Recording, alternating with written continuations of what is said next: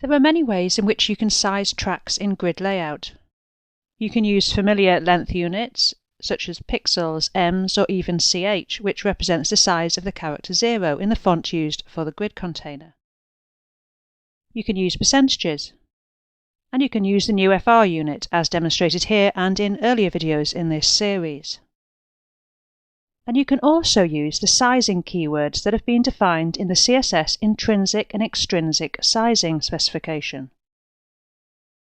Let's have a look at these outside of grid first. As long as you've got a browser that supports these new keywords, you can use these on a string of text. I'm in Chrome. So here I've got a div element, and it's nested inside a container which has a width on it. And because the div is a block level element, it's spreading right across up to the edge of the container. If there's more text than would fit, the text would start to wrap. However, the content of this div has a size, and we might want the div to use that size on screen in the layout. For example, what's the smallest size that this string can be? It would be the size it becomes if it takes all of the soft wrapping opportunities available to it.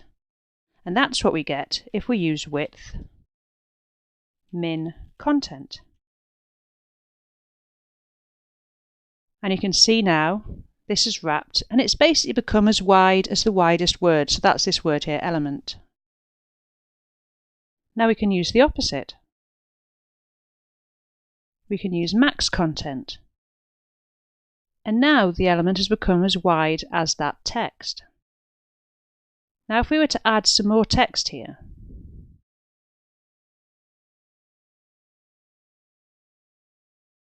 and you can see this is now overflowing the box, and this is what happens with max content. If there's too much content, it's going to carry on growing, it's not going to wrap at all, and so it's going to overflow its container. Back in grid layout, we can use these keywords for track sizing. If we use min content, our track gets as small as it possibly can do. Now we have to look all the way down the column to get the track sizing. So if we add some more content to item 4, you can see this is now defining the track sizing. It's getting larger to accommodate that text. We can also use max content. And with max content, you can see this track has now grown, it's all stretched out, it's getting as big as it can do. And as with our div earlier, if you add lots of content here, it's going to carry on growing, and eventually it's going to force everything to break out of the grid container. There won't be enough space for the tracks that are being created. We have a third keyword though called fit content. This can give us track sizing with a bit of the best of both worlds. Now the fit content keyword is passed a value. Now this value can be a length or a percentage. So what happens with fit content is that the content will grow. It'll act like max content, so it will stretch out as much as it can do until it hits the value that we've passed in. So I've changed this now to 5em, and this track has now gone to 5em, and then the content has started to wrap.